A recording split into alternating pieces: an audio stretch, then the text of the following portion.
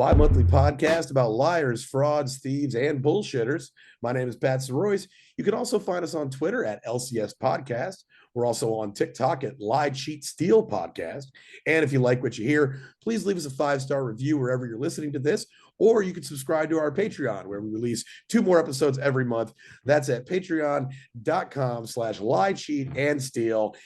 That being said, as always, I'm here with my co-host, broadcasting live from beautiful, fiery New York, Kath Barbadoro. How you doing, Kath?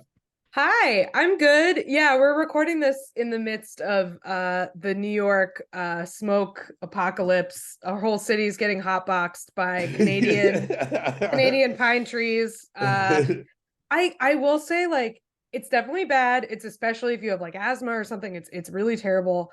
I kind of like how it smells. I think it smells kind of good. I don't know. Like, hey, I'm just a weirdo. You like what you like, like I think gas smells good. Right. It's the same kind of like perverse good smell as like gas, where it's like it a little bit smells like burning garbage, but also it's like kind of good. I don't know. I like it. It is. I can't wait until it's clear though, because like I've been updating the podcast about my roller skating journey. Yes. And I was gonna go out today. I was gonna roller skate today, and I couldn't go out because it's too gross outside. So that's the real tragedy of climate change. I can't roller skate. Now what? I can't. Yeah. So how are you? How are you doing? I'm good. Just out here in Texas. Not on fire. It feels like it though. It's weirdly, weirdly, it's sort of switched. I feel like fires like this were way more common when I lived in Texas. But I'm doing good. But like doing off the road, working construction, and definitely actually kind of liking it. I get up in the morning, I go to work, I get off, I do shows. It's fun. It's cool. I'm enjoying Central Texas. Yeah. It's good. I'm not just grinding out the road. And now like stuff like career stuff is happening more because I'm back in the city. So, it's apparently not a lot to be gained by driving around the middle of the country for 3 months at a time. So, I mean, one thing I was really struck by the last time I was in Austin was, the scene has changed quite a bit since the pandemic. Rogan moved there. A bunch of those guys came. People have been opening comedy clubs all over. But it seems like all it's meant is that every comic in the town who's halfway decent can get paid. Like, people really, not enough to live on necessarily, but like, I was there in March and I was trying to find somebody to do a guest spot on my show, and everyone I could think of had paying spots and they couldn't come. And I was like, this is a good problem, It can be all right. Yeah, at the very like there's been some I headlined I don't like throw anybody's financials out there, but I headlined a show recently that I was like, oh whatever, I'll see a little something in my Venmo, and I saw a lot more of a little something than I thought I was gonna see in my Venmo. I was like, okay, yeah, and there now like also with Venmo you can just be like, hey, here's our little QR code. Tip the comics, and that pulls in some crazy numbers sometimes. So yeah, it's certainly a town thirsty for comedy, and it's a rocket ride that's never gonna end. And it's a bubble it's never gonna break. And it's gonna be great. Infinite demand. Ever. Yes.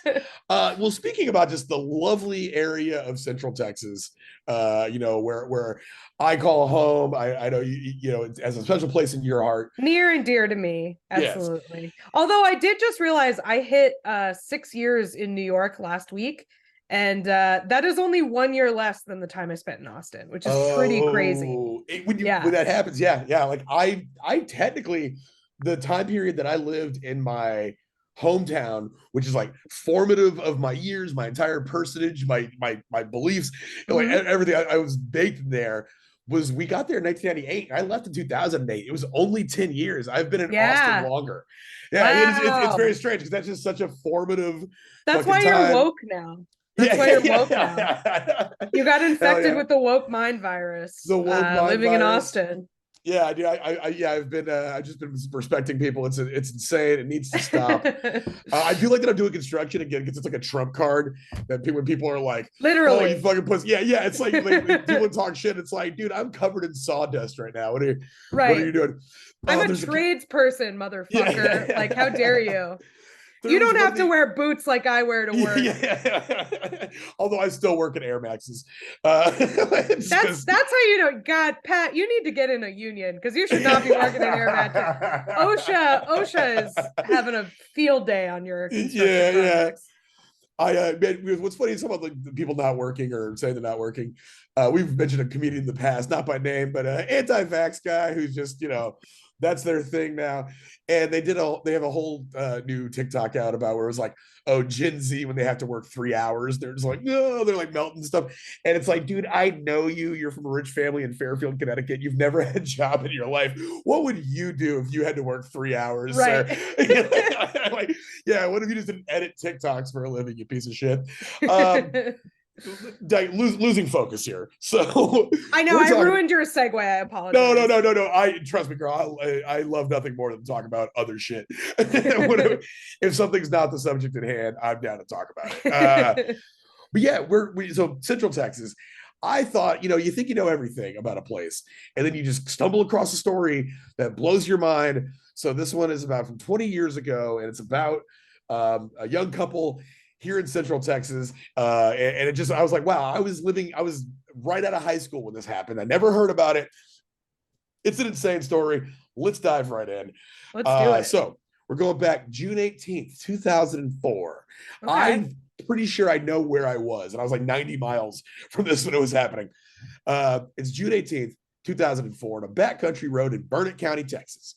Texas Department of Public Safety Officer William Telemontes is responding to a 911 call about a vehicle on fire at the bottom of an embankment.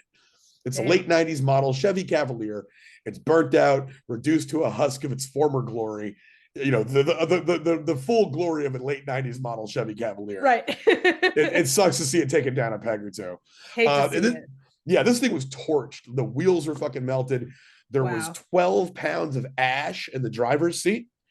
And the driver's seat, that's like I would guess about how much ash a human would produce, right? Yeah, I would think so. Yeah, you get cremated, and that's 12 pounds. You got to weigh it though, because if it comes back short, then you got to confront the guy. Yeah. Like, hey, where's 3 ounces of my grandma, motherfucker? Skimming off the top. What's going on here? Yeah. The dude just has like ash around his nose. He's like, no, man, I don't know what you're talking about. Why is there laxative in my grandma's cremains? What's going on here? Look at that, just numbing your grandma's ashes. Like, oh no, don't feel right, bro. So this is the last remnants of the person who clearly drove the car off the cliff. So immediate questions. Is it a drunk driver? Maybe a tired motorist who dozed off while navigating the winding rural roads? A Thelma and Louise, perhaps. You don't know. Yeah. Maybe it was two friends sticking together to the end. Authorities quickly traced the vehicle to Clayton Wayne Daniels, a 24-year-old resident. Central Texas name. Not 2 first names, 3 first names. 3 first names. Yeah. Clayton Wayne Daniels. Yeah. So a 24-year-old resident of nearby Leander, Texas. What up, Leander? That's like it's like for people who are in Austin. It's like this might as well be the same fucking city. It's like Leander. It's an inner ring northern suburb. I would say. I consider it North Austin to a degree. It's basically pretty much. Yeah. So police arrive at the residence where Clayton's 21-year-old wife Molly lived with the couple's daughter and her son from a previous marriage. The daughter was named Harley, like the motorcycle, because cool. her dad Clayton was a mechanic and he loved motorcycles, so he named his daughter Harley. So according to Molly, she tells the people, she's like, oh shit, yeah, Clayton took the Cavalier the night before to visit his mom and he hadn't gotten back yet, and apparently he never would, because the ash was sent to the medical examiner in Austin, who concluded that they indeed were the remains of Clayton Daniels. So R.I.P. Yeah, R.I.P. Clayton, Big Clay. In the following days, the community of Leander, Texas, rallied together to provide assistance for the recently widowed Molly. See, Clayton had worked as an auto mechanic, and Molly performed receptionist duties for a local home remodeling company. So it was a very working class couple. Mm-hmm. They lacked financial security. They're paycheck to paycheck as it was. Early 20s with 2 kids is a tough. Yeah. Yes. I know friends now who have come out of the other side of that. I think usually when you have kids, you pull it together. Generally, sure. But like some people don't, Well, and it's like, I mean, you pull it together. Maybe you're more responsible, but like if you Money's don't still have tight. money, you don't Yeah. have money, Yeah, exactly. you can still give your kid a good childhood, but you're fucking stressed out. Like that's tough. Yeah. And you might pull it together. You might come out of it now you're in your 30s. The kids are a little older. You found your stability. But yeah, those early 20s years are tough. Especially because like when you're 20, you're in your early 20s, like you're still having fun. No matter how responsible you are as a 23-year-old mother, you probably still got a friend you fucking drink with. You know what I'm saying? Like, Right. yeah. Like you're not just completely chilling. Um, so the community began to pull together to assist Molly and her two children and with their monthly bills, which are coming due. And a memorial service was held in Burnett, Texas, where Clayton grew up. And instead of hymns, they played the song Freebird by Leonard Skinner. R.I.P. dude. This guy's cool. Clayton complex He out. went out. He went out the way that a guy who gets Freebird played at their funeral is gonna go out. Like, and has a daughter named Harley because he worked on motorcycles. Like, yeah, you go out in a fiery wreck. That's a fiery wreck in a Chevy Cavalier. You know, absolutely. Like, the official car of driving back from a drug dealer's house. And you would think that makes the official car of driving to a drug dealer's house. And in a lot of cases it is, but it's two different things. Yeah. Sometimes the Cavalier is the one you take home. And so Clayton hadn't worked in the months leading up to his death. Instead, he had stayed at home and watched over Haley, and Caleb is the name of the son. And so Molly had explained to Caleb that the man he called dad, I believe, and it wasn't his biological father, but he was like, he was on the scene. He was the dad that stepped up. Absolutely. But now he's the dad that stepped out to go get a pack of smokes in heaven. So yeah, they said it like this is. I didn't think about this detail. Like the kid's dad was a mechanic, and the young Caleb, they're like, "Hey, daddy had to go to heaven," and he was like, "Well, where's the car? Like, what about the car?" They were like, "Oh, what about that Cavalier, man? Yeah, what about that's that Cavalier? Mom, I got fucking errands to run. Okay, I have to drive. I have to drive. Drove his car to heaven like the end of Grease. That's what it was.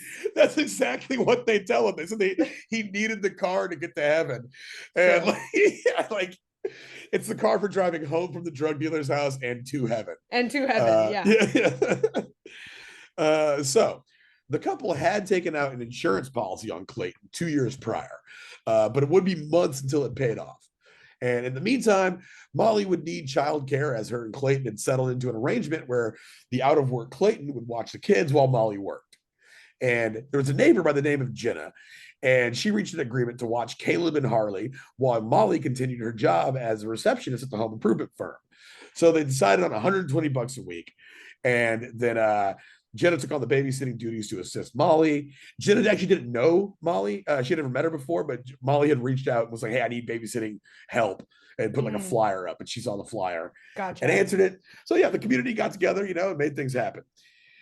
So Molly gets back to work, and then investigators get to work analyzing the crash. Now, William Telemontes, the guy the original DPS officer that pulled up, he was put off by the lack of tire skid marks that are normally present when a car drives off the road. Furthermore, the fires seem to have like originated from the driver's seat itself, where Clayton had been driving, not from the engine or the gas tank. Okay, and here's my plausible theory. He fell asleep, hence no skid marks, with a lit cigarette in his mouth. Jamming Freebird. Yeah, just ash like that long off his mouth. Yep. He's like, "I'm as free as a bird now." And this bird is not away. I had roughly the same time as this. A friend of mine was on Xanax and crashed his car through a house that nobody lived at, thank God. Thank God, yeah. Yeah, there was a cleaning lady there, but she was upstairs. He woke up to her banging on the window and yelling at him. Oh my God. So we crazy enough, it made the front paper of the Copper's Cove Leader Press front page of the paper. But what was a little crazy was that they started thinking about it. Mike drove a Standard, and this was at the end of a cul-de-sac street, or a keyhole street, you talked about in the last episode, at the end of a keyhole street that was like a mile and a half long. It was uphill the entire last 8 blocks, and it was the very top house at the end of this thing. he's driving a standard. He had to shift to Yeah. get it. Like, what was he doing? Like he was just like no, this road goes through. It goes through. Instinct took over. Yeah. You just Yeah. knew, you know. Yeah. And the next day he read the police report and realized that Xanax was not spelled with a Z. He told us that. He's like, bro, I saw it. He I was like, learned a valuable lesson yeah. that day. He was like, I said, what the fuck is Xanax? Sounds like Oh a man. guy who drives his car through a house. Yeah, That's all tracks. That's all tracks. Yeah, that notable house driver through her, that guy. Kind of a key part of his personality. So it seemed to Telemontes that the body had been dead before being placed in the car, alluding to foul play. But who would kill Daniels, right? So they had to look at it, and it wouldn't turn out, however, that there was a short list of people that wanted Clayton Daniels dead. He really wasn't a popular guy. Much like my friend who drove the car through the house, Clayton was a loose cannon who started fights with neighbors and instigated confrontations. One of the neighbors told a story about how it was Molly's coworker decided to do something nice for Molly, and she was like, "I'm going to pay for you to have a night out." And I'm going to pay. And so that she was like, you can go treat them to dinner and watch and said, you can drop the kids off at the house. I'll watch the kids. Mm-hmm. And she was like, oh, it's really cool. So they go there and there's a neighbor like bumping music, and Clayton decides that he's going to confront the neighbor about his loud music. And it just like turns into like a huge fucking fight, ruins the night for everybody. Yeah. Like someone bought you dinner and watched your kids. There would be a me-shaped puff of smoke. Yeah. Like, yeah. Thank you. Pew. And it would just be gone. Like, yeah. That's someone dedicated to ruining everyone's night. That's dedication. Yeah. It's like, bro, I will be back at the last possible minute plus 15 minutes. Like, right. If we agree to 12, I'll be home at 12. I'll be here at 12:15. Right. Sorry, not sorry. I hate guys like that. Like, I don't. I love that I live in Austin now and I hang out with people who do make believe and do characters for fun. Because like, I grew up with guys like this, and they're the worst people of all time. They make everything not fun. It's always a problem. You can't bring them anywhere. And that was kind of Clayton. So they were like, man, so they started thinking maybe a confrontation on the road had escalated to his murder. Like, road like maybe rage. Because they said he was a road rage guy too. He was like, he's everything you think he is. And he's just like the kind of guy who would like follow somebody on the road. There was already a story where somebody was like, yeah, one time he fucking cut a guy off in traffic. They went for like 8 blocks, like flipping the bird at each other and shit. And so this is an angry young man for sure. Yeah. It wasn't. I mean, he's as free as a bird, Kath. And that's the thing, is this bird has no social skills. So all these angles were considered not only by law enforcement, but also by a private investigator employed by the insurance company by the name of, hot name alert, Clark Dickenshite. Yes, Dickenshite.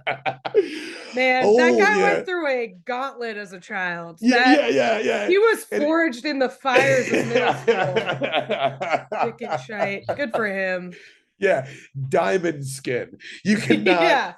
Yeah. You can't say anything to shitty Dick Clark that he has not already heard. This is a cool customer. This is no wonder he became a PI. Like he's the opposite of Clayton. He is like impossible to rattle. Yeah. Clayton, the Claytons of the world were, they had their time with Clark Dickenshite, and now he knows how they work. He understands them, and he's in a position to take them down. Yes. So 2 years ago, Dickenshite had sold the Daniels the $100,000 life insurance policy that Molly stood to cash in on. So Clark conducted an interview with Molly and was put off by her lack of emotion. Everybody grieves differently, but like sometimes you're just, stuff doesn't make any sense. I grieve appallingly. I cry aloud.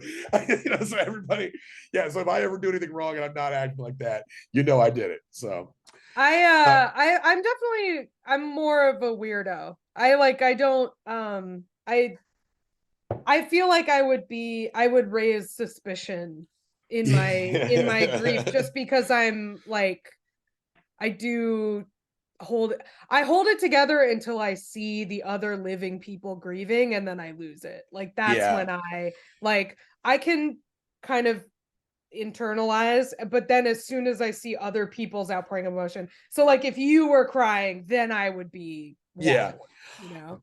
I do have to warn you. There's one part that there's a detail later in the story that did make me cry when I was researching it, Aww. and I was looking at the thing today, and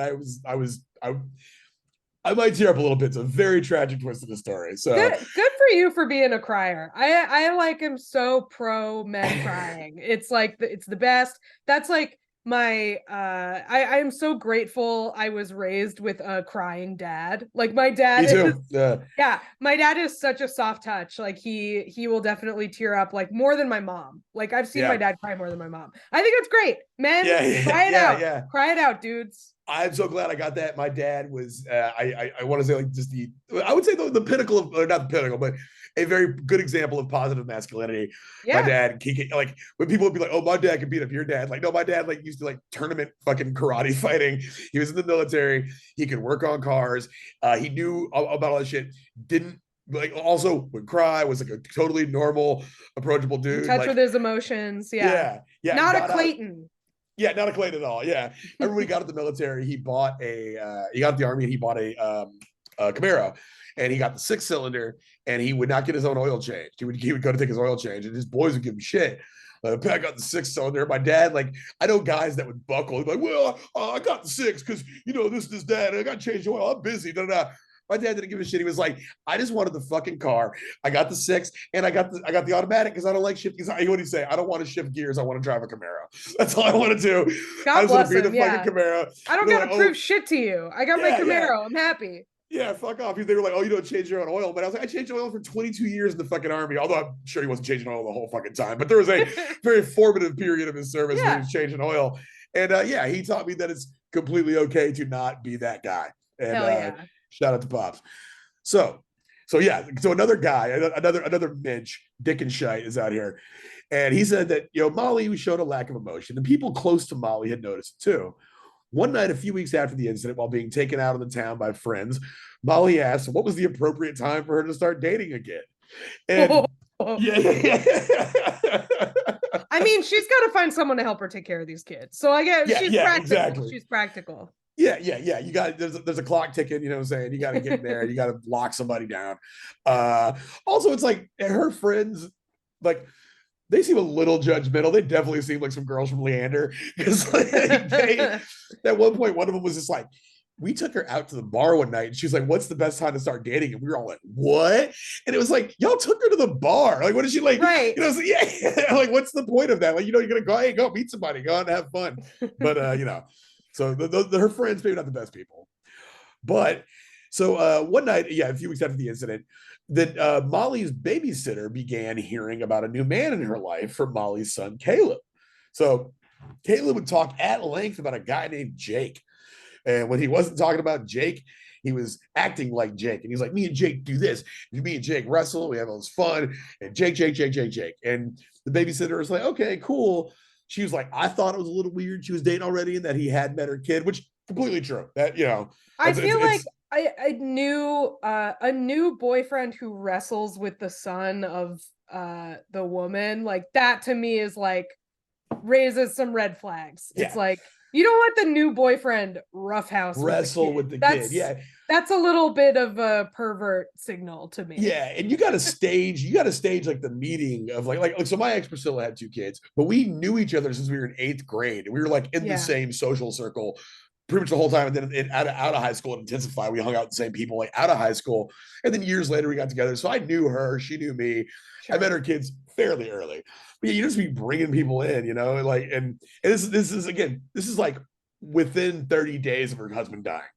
Yeah. And that's all that stuff together is a lot. Yeah. Yeah. Sure. Yeah. If you want to have like, if there's somebody that, slides in after 8 and slides out before 6, like do your thing. Like, but somebody's on the scene like that, that'll be a little problematic. So also the kid Caleb starts acting out. He starts getting really physically aggressive with everybody in his class.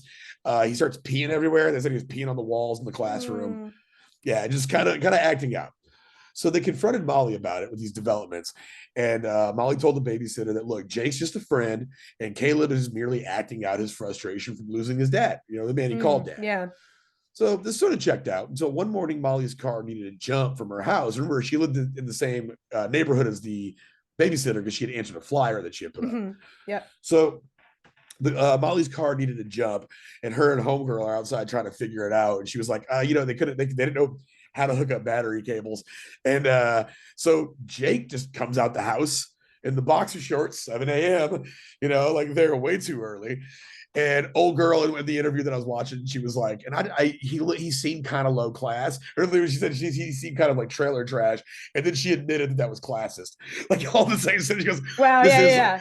This is like discriminatory, like to class, but he seemed like trailer trash." And I was like, well, I guess you checked all the boxes. You can say whatever you want now. you've done the prerequisite disclosure. Yeah, that also seems very Leander to me. Is like feeling bad about it, but also calling someone trailer trash. Yeah. Yeah, right. It's like, yeah, also, yeah, it's just kind of funny. It's like, I guess you say whatever you want now. Like, also like, you live in Leander, shut up. So meanwhile, the investigation into Clayton's death had fallen into the lap of the legendary Texas Rangers. Why did I write legendary? I don't like them. But they are legendary. I will say that. Texas Rangers. Yeah.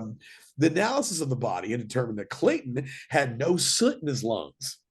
So, implying that he had been dead before his car caught a blaze. So I'd imagine he's not a pile of ashes at this point. He was a burnt up corpse, so they could do an autopsy on him. Yeah, there was something. So they say pile of ashes, but they also said no soot in the lungs. So I must be something they can test. Maybe it's like the lung is like it was like a shell. They can look inside, and I don't know. But they figure it out. But they had also, the medical examiner in Austin had said this is Clayton Daniels. They released that report. Yeah. So charcoal lighter fluid was found to have been soaked in the driver's seat, making it the hottest area in the car based on burn evidence. Also, the thing about driver's seats is they don't normally burst into flames because there's not, there's not igniting things on not a usual place to have soaked in lighter fluid. Accelerant. That's what I was looking for. Generally speaking, if your driver's seat is soaked in accelerant, you make alternative arrangements for transportation. You're not just like starting that up. Man, I had a tire blowout on the last tour that I was on, and the opener kid was like, so I was like, I'm gonna throw a donut on this. I'm gonna get us to the next show, and then tomorrow I'm gonna swap it out. And he was like, it's like 4 hours to the next show. I was like, yeah, it's like whatever. He's like, well, I looked it up. It says you can't drive more than 60 miles on the donut. I was like, bro, that's what they say because they don't want you to party. Right. Like, you can't. That's like the CDC telling us we shouldn't eat medium rare beef. Like, come on, we'll be fine. Yeah, it's like, bro, I don't know where you grew up. I know people who lived entire years on donuts. Like, I mean, the worst that happens is the same thing that already happened. So, like, what do you want? Yeah, it's going to be less traumatic because you're not even going as fast because you're on a donut. Yeah. So, so the investigators decided to approach the accident from the ground up with a fresh start, beginning with the basics. First off, was that Clayton Davis in that driver's seat? Was that even Clayton? You sure about that? You sure about that? Yeah. You sure Clayton's the one that's a pile of ash in this your driver's seat? So detectives were faced with a gruesome task. They had to crack open like a fragment of remaining hip bone in the vehicle in an effort to extract DNA they could analyze. They then submitted the remains to the crime labs to be compared with samples from Clayton's mother and braced themselves for the long wait that is often shortened by popular TV shows such as CSI. I always know Wealth of True Crime. The amount of times, like there's rape kits they haven't even looked at yet. Like nobody's DNA is speeding back unless it's a high profile thing. Yeah. So the process took months. And in the meantime, Molly's friends and family began to ask about Jake, the new man in her life who was the favorite topic of discussion of her son, Caleb. Molly explained that she had met Jake at the same bar she had met Clayton at, and that Jake had actually been really close friends with Clayton. Okay. Those two knew each other inside and out. Molly's family hadn't seen much of Jake, and Molly explained that by telling them that Jake's job as a long-haul trucker kept him away for weeks at a time. Of course you haven't seen Jake. He's in Nebraska. Like, how many times I have to tell you he goes to a different school? I feel like I would really like a partner that was a long-haul trucker. That sounds good to me. Because, like, I don't need someone in my hair all the time. I like a long break. You come back, we Yeah. have like a nice week together, then you're gone again. That On again. sounds Yeah. perfect for Me and Sid did that for like when we first got together, it was like your we like touring is you're kind of like yeah. a long haul trucker of comedy. I really was. Same cities and everything, you know. Yeah. I wanted Zach Brooks one time in a roast. He was like, Pastor Royce's tour schedule looks like a Sudafed pickup route. That is a good roast joke. Oh yeah, solid. Yeah, it eviscerated me. I'm just now clawing back from that, but no. Yeah, like that was like, and it was kind of good. Like it sucked, and it's not tenable. Keeping it up for a long time has its problems. Yeah. But it was like I was usually like 6 weeks back, 3 weeks gone. 6 weeks back, 3 weeks gone. Mm-hmm. Sometimes a little shorter back, and like that's enough to where like you're coming back. It's like a special occasion. A little separation makes the heart grow fonder, kind of thing. It helps. Totally. But then after a while, it's like, oh, we've developed this entire like back and forth on this weird ebb and flow of when I'm here. Right. Hard to develop a routine or. Yeah, exactly. Yeah, you're always back. It's like a different era when you're back. It's like, oh, this is the time we're trying this. You know, it's it can get old, but for a while it keeps things fresh. So nothing like getting the hell out of there to make people like you more. So so she had said that so she kept Jake away from the family. Now, meanwhile, the babysitter, Jenna, was starting to lose patience with Caleb. Caleb was acting out again. He's getting aggressive. He's hitting kids. Seems like a kid that bites. That's totally conjecture, complete hearsay, very speculative on my part, but I'm pretty sure that kid's biting. So she gave the ultimatum. She said, get Caleb help or find a new babysitter. So then one day, the babysitter, Jenna, gets a knock on the door from a Texas Ranger by the name of Garth Davis. And Garth had finally gotten the DNA results from the crash. And while they didn't tell him who the driver was, it did tell him who the driver wasn't. And it wasn't Clayton Daniels. That's right. Yeah, so Davis shared his results with pertinent authorities. One of them was Burnett Chief Detective Captain Paul Nelson. So Nelson had dealt with Daniels on some pretty serious charges in the past, and he decided that it'd be best to speak with Molly Daniels directly. So him and a response team, they set up like surveillance on her. And they ended up, they saw that she was meeting up with an unidentified male, and they traveled them. The unidentified male picked her up from work, and they were for her lunch break, and they were traveling, and they ended up stopping at a Taco Bell in North Austin. Where all good stories come to an end. Yeah, we've probably been to that Taco Bell. I'm gonna take a good guess. Yeah, Taco Bell, Stastny, or some, no, not Runberg or some shit like that. Yeah. I can imagine all of this going down at a Taco Bell on Runberg. These dudes hang out at the Runberg Taco Bell for sure. Yeah. So they get there and they're there eating. Nelson descended upon Taco Bell, backed by a SWAT team, guns blazing, and SWAT team at Taco Bell. The SWAT team at Taco Bell. Yeah. Have you ever seen a SWAT team? I feel like they happen a lot in like Texas. I have actually. It's pretty crazy. Do you remember when I first moved to Austin? I lived with Jared and Josh at that house on Riverside. Yep. You probably get a party or two at that house.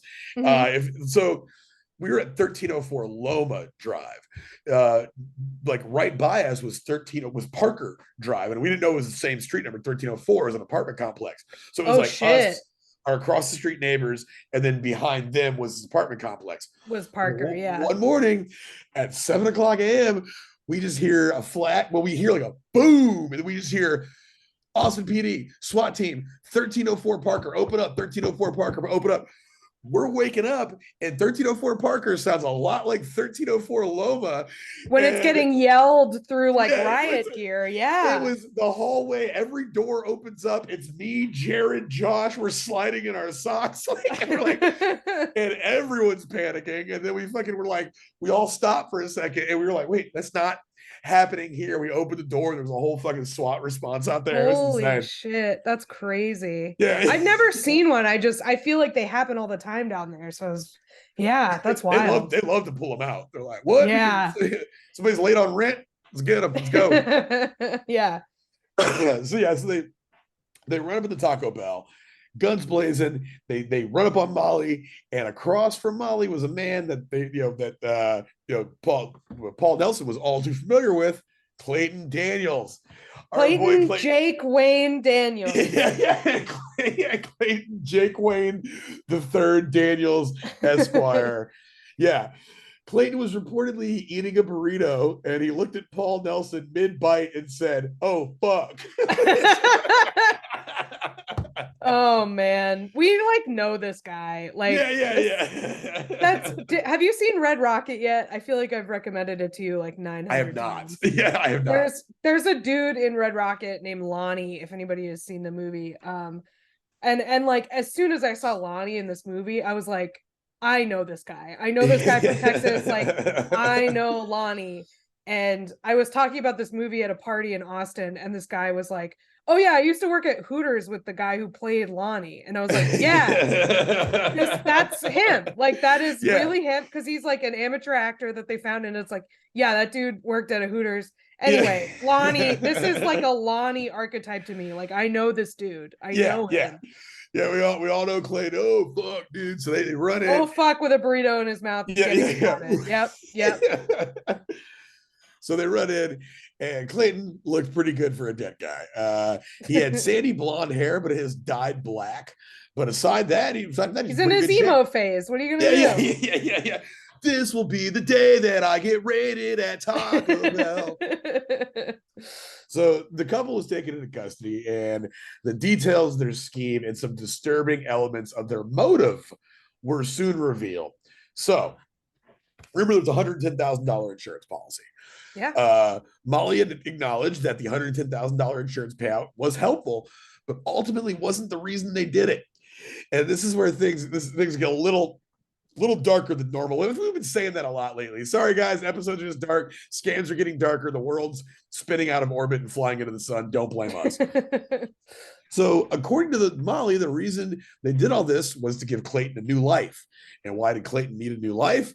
Well, a few months before the incident, Clayton had been convicted, not charged, convicted of aggravated sexual assault of a child. The child being his own niece years earlier in 1996 when he was 16 years old. I knew it. Don't let this guy rustle your kid. This is a creep. Yeah, exactly. Precisely. So he was only sentenced to, fucking drum roll, to throw up in disgust, 30 days in jail. Wow. I guess because he was underage probably at the time. Perhaps. I didn't think about that. But he was required to register for a sex offender for the rest of his life. Yeah. So which is how they tripped him up, how they got him was they interviewed him, and he was like, they were like, yeah, this is what your niece is saying happened, years ago. And he said, well, what does aggravated mean? What makes it aggravated? And the guy just lied. He said, oh, it means you beat her up when you did it. Yeah. And he was like, I didn't do that. I just had sex with her. Yeah. Clayton, you dumbass. Yeah. But that's a common tactic. My buddy right here on the wall one time, somebody owed him $20, and he said they owed him $20 for crack. And they're like, no, I owe him $20 for ecstasy. And he's like, ha. Gotcha, bitch. Yeah, gotcha, bitch. No, I don't smoke crack. I did ecstasy. Yeah, there you go. Boom. That's interesting. Yeah. So he asked like define aggravated, and they lied to him. And he was like, that isn't what I did. Yeah. I wasn't aggravated. So he was only sentenced 30 days. He had to register as a sex offender for the rest of his life. Now, as young parents who lived across the street from a school, this would totally have upended their life. He was supposed to stay home and watch their kids. Now he couldn't stay home and watch the kids. Now, like this is like, I'm not trying to like shed sympathy on sex offenders here, but this fucked up everything. So I can kind of see that she's like, yeah, cool, we get $110,000. We're gonna need that because we're giving him a new life like this. So I do believe her that it wasn't just let's do this to get some money. Yeah, I mean, yeah, if you're like super close to the margins and it's like, okay, well now he has to move, like we have to find a new place to live. Like, yeah, I think there's pros and cons to the sex offender registry for sure. And like, yeah, this this totally tracks to me. And like, yeah, the money is a nice bonus to set this guy up with a new identity. Yeah, but it was, even if the end of the rainbow wasn't $110,000, I would still imagine I would want to dodge my label as a sex offender. Totally. Yeah. well, there's no money. Yeah, I don't give a fuck. Let's just do this. Let's pull this thing off because I don't want to be labeled as a sex offender. So I Right. do believe her when she says it wasn't just straight up insurance fraud. Mm-hmm. Mm-hmm. So as to why Molly would go through all this trouble to help a convicted child rapist, she gave a defense that I don't think would sound out of place from a Leander resident today in 2023. She said, I've always been the kind of person who takes all the information given to me and forms my own Yes. opinions. Do your own research, girl. Do your own research on your child rapist boyfriend. Great. I don't just do it. I don't just believe the sex offender registry. Okay. I get to know the man. I see how he interacts with my kids. I leave him alone with my children and see if anything happens. Right. Oh my God. Yeah. Yeah. This poor woman. Yeah. She said she forms her own opinions instead of just going with what I'm told. Was the full quote by the sex offender registry. Great plan. Yeah. Great job. So you're like, hey, he's a registered sex offender. I'm like, oh, so you just believe everything you read on the internet? Like, yeah, it's at texas.gov. Yeah, I fucking right. Oh my God. So they begin to plot. Internet search records from her work and personal computers showed hundreds of Google searches for like straight up like how hot does it need to be to burn a body? How to fake death Reddit. Like yeah. How to fake death Mexico ? How to find a body was one of them. Mm-hmm. All of this was also coupled with plastic surgeon Mexico, dental surgery Mexico. It was all God bless them in a folder labeled Mexico.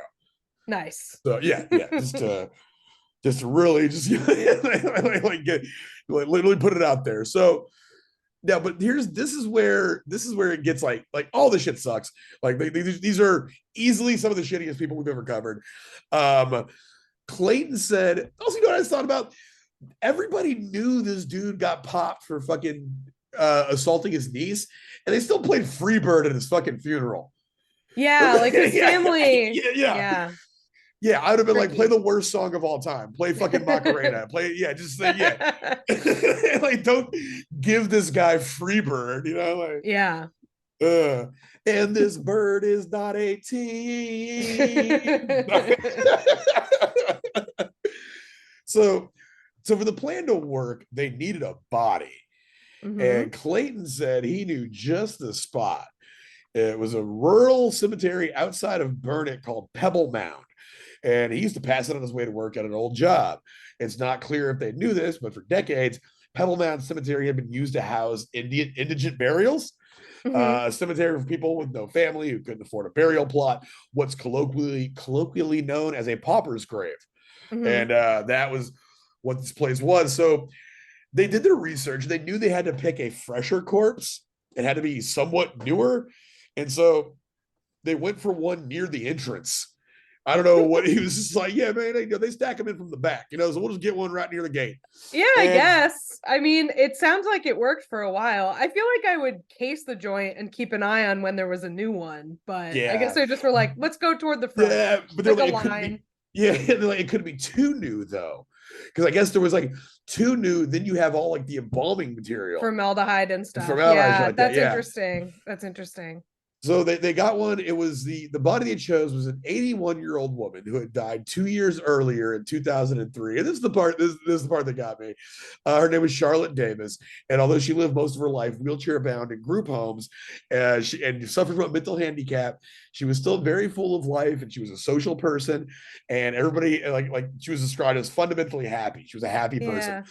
And she had become very close with her caretaker, Laura Lovelace, who, doing the interview, you hear people cry in interviews. This woman was like day of bawling, like in the interview, couldn't even fucking keep it together. She got very close with her, and she bought her a brand new dress for her burial and got a donated grave close to the cemetery gate because she said she liked to still be in the mix, and she was like a little nosy lady and she beat everybody's business. So they were like, they put her under a live oak tree by the cemetery gate so she can see everybody coming and going, and she can still keep up on things. Yeah, that's very sad. I have such a soft spot for the elderly. I like when I was a salesman, they'd be like, "Hey, Pat, you got to turn and burn, talk to new customers." And I'm like, "I have to teach this 81-year-old woman how to use an iPhone, and you're going to give me 4 hours, and none of Right. us are going to say anything fucking about this." So yeah, that was the part that got me. This is a very sad part, and honestly, fuck these people to death.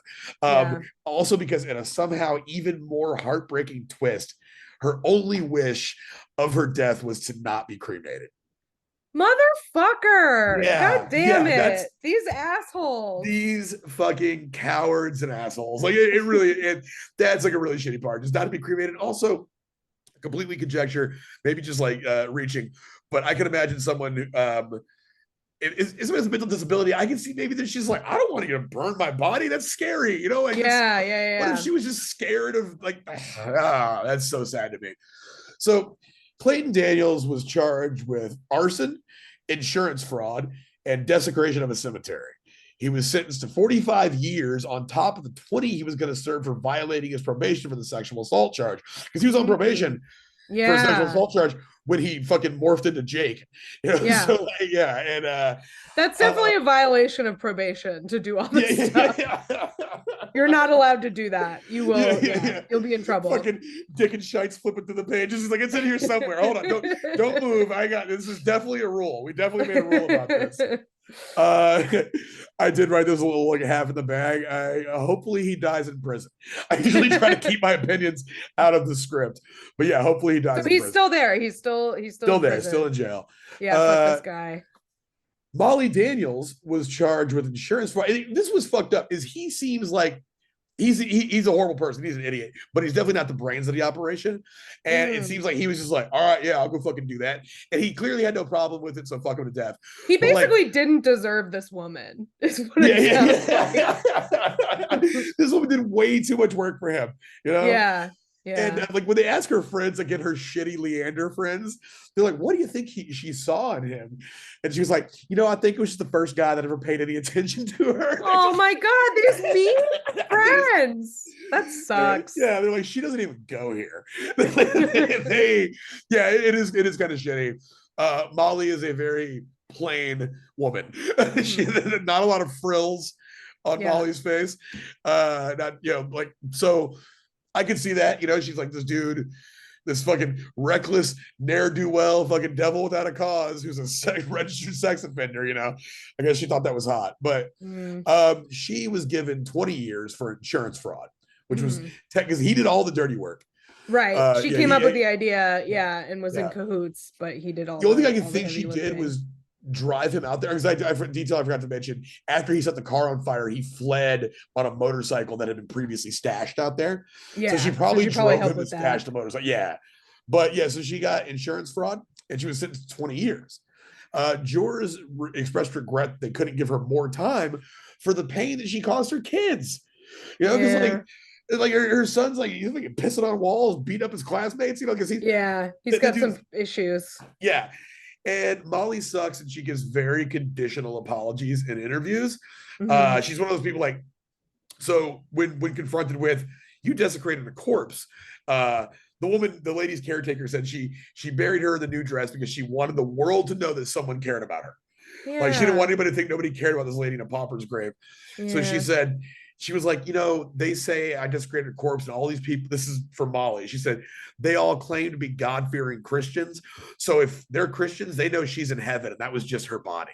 It's like, get fucked. God would be totally cool with me stealing this woman's body to do insurance fraud for my shitty husband. Yeah, that's wild.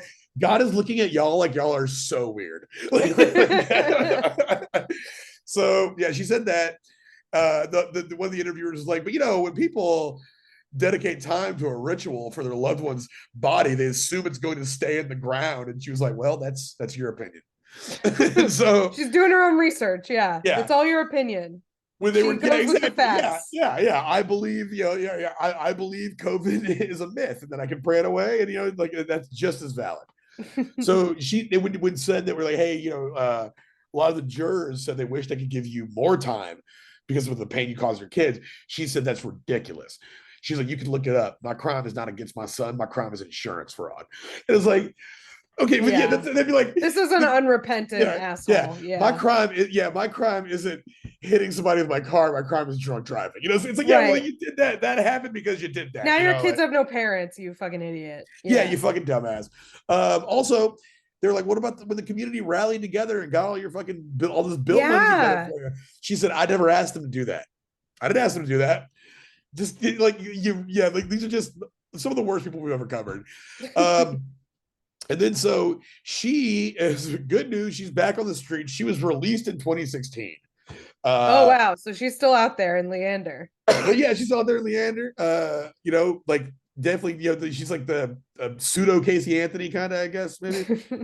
I wonder if she's ever been at a show. I do a lot of shows in North Central Texas. Yeah, possible. Yeah. So they said her kids went into the custody of her sister, who's taking care of them, who said she has not forgiven Molly for what she did to the kids, and then also said that one time she got a new haircut and fucking kid Caleb freaked out. He didn't like that. He didn't like that she had new hair. Don't change your hair. How can you just change your hair like that? You know, because he had to watch his dad put fucking shoe polish in his head. Yeah. You know, and like, Oh my God. Yeah, that sucks. This poor yeah. kid. Charlotte's remains were returned to her grave in Pebble Mound. There she Good. stays under the live oak next to the entrance. R.I.P. Yeah, R.I.P. Charlotte. That is that's that story worth it. Negative 10,000% no. Yeah, fuck these people. Yeah. These are assholes. Thumbs down. Do not do all of this to save a sex offender. Yeah. Fuck them. Yeah. Yeah. Don't like that is it's a fascinating story though. I'm glad you did this one, even though I hate these people. This is yeah. It's so crazy because I'm like, damn, this happened right down the road. Like, this is like, yeah, I'd never heard about this. Yeah, 50 minutes from my house. And I remember like where I was out in the world this time. I was out of high school. Like, I was surprised I did not hear about this. But this also, like, you literally saw the news on the news, and that was it. You know, right. There was no phones like that. Yeah. And I was not paying attention to the news. The one upside on this, at least for Clayton, is that there is a far greater than 0% chance, like probably a 60% chance he's doing time with somebody I know. And I just know those. I hope, you know, I hope he's gotten smacked around a little bit in there because, you know, fuck that guy. Like, when you hear this story, how do you not just be like, well, I'm going to cash out of this domino game and beat the hell out of you, like with a piece of my bed that I broke off. So I hope that happened. Yeah, totally not worth it. That being said, guys, if you liked what you heard, like I said up top, we do 2 more episodes a month on our Patreon, patreon.com/lie, cheat, and steal. We are on TikTok at Lie, Cheat, Steal Podcast, and we're on Twitter at LCS Podcast. And I am going to start running a monthly show at the newly founded South Austin Comedy Club. It's called, it's going to be monthly. It's called Saturday Pint Live. And we're doing the first one on July 8th, and Rochelle McConaughey is headlining. It's going to be really fun, and you should come out. Kaz, what do you got for us? I have a monthly show called Paid Protest.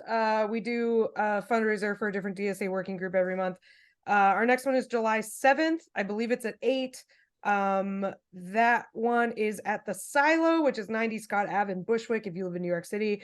I also have some travel dates. If you live in upstate New York, I'm doing a show in Teresa, New York. I think the weekend this comes out. It's the weekend of the 16th. So come to that. Hell yeah. Everything else, I'm on Twitter at Kath Barbadoro. I have a Substack. I have another podcast called What a Time to Be Alive. Check all that stuff out. Thank you so much for listening, everybody. Yeah, guys, thank you for listening. Thanks for tuning in. I hope everybody's summer is going great. Get out there, enjoy it, be safe, be smart, but above all, don't get caught. Don't get caught. See you next time.